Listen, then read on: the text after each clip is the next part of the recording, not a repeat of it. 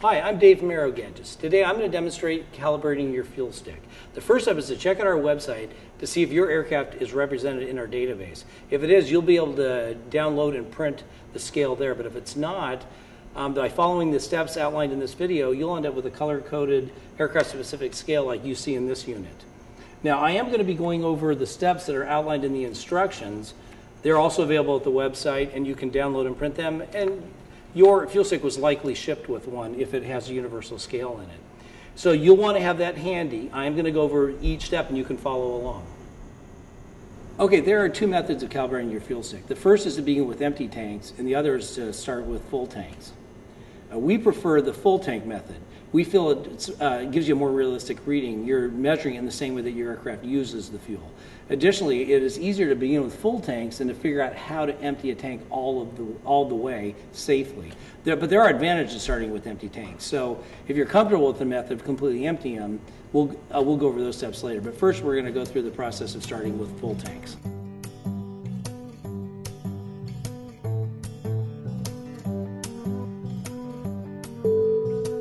Okay, with the full tank method, you're going to need a way to measure the fuel. And so the best way to do that is like a 5 or 6 gallon gas tank, and then purchase fuel and check the accuracy of its markings, or just mark it with a Sharpie as you purchase it. Mark 1 gallon increments.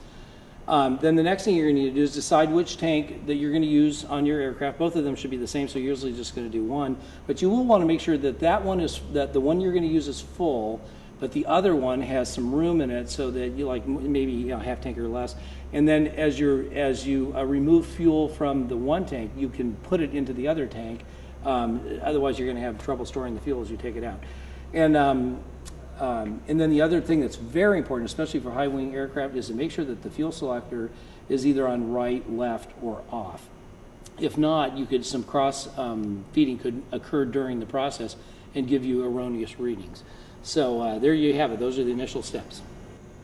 Okay, now the next step is to fill the tank that you've chose to use to its maximum capacity until you just can't put any more in it. Then you're going to want to park the aircraft in a reasonably level area. Hopefully where you park your aircraft all the time is level. That would be a great place because you're checking there most often.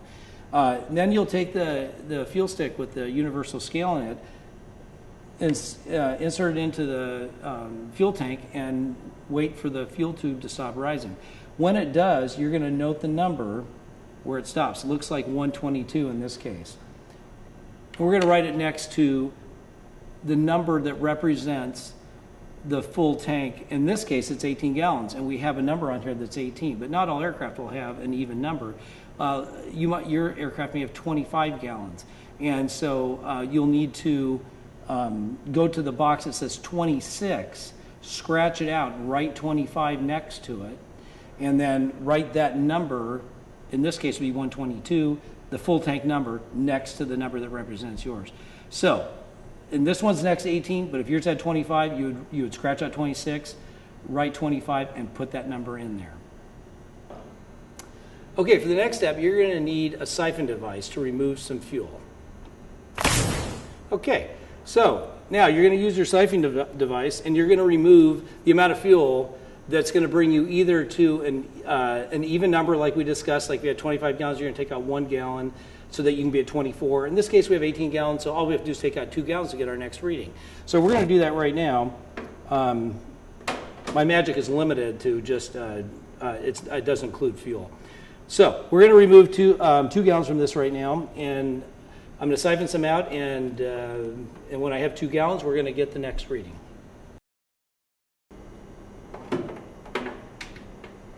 Okay, there we have 2 gallons removed. Now remember we had 122 at 18 gallons, and so now that we have 2 gallons out, we're going to take our FuelStik with a universal scale in it, and when the tube stops rising, we're going to get our reading. Okay, it looks like 86.5.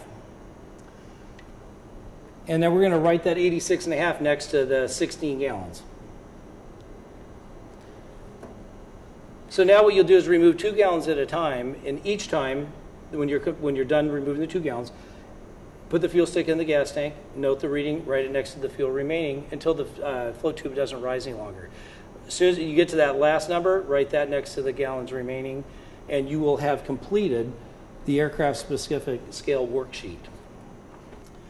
Okay, now our next chapter is going to be how to calibrate the fuel stick using an empty tank.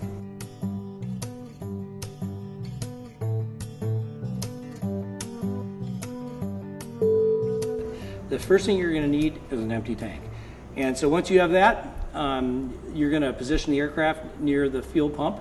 You can use a truck if you'd like, but the pump is going to give you more accurate readings.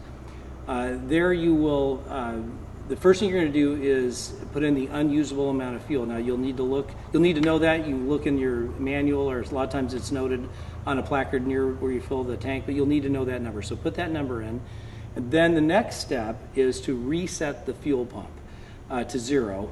And that way you won't have to add the unusable fuel to every calculation. So once you've reset it, put in 2 gallons. Now you can check to see if you get a reading with just 2 gallons of usable fuel in it, but you probably won't. So check it though. If you don't, add 2 more gallons. And add 2 gallons until you get a reading. Once you get that reading, you're going to note that on the worksheet next to the number that you've added. So say you've put in 4 gallons and you have a reading. And in the example of this RV6 that we just did, we got a reading at 6 gallons and it read just 2. So you're gonna, after you've added 6 gallons, you're gonna have kept track of that and see that it reads 2. So you're gonna write that next to the 6, and you'll add 2 more gallons.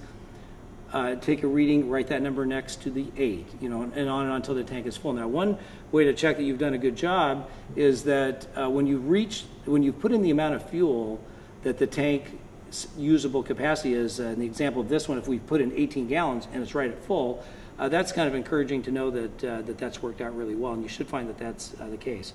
So once you have gone from an empty tank, added the unusable fuel, 2 gallons until it's full, written the numbers next to the appropriate gallons, you have completed the worksheet for using the empty tank method.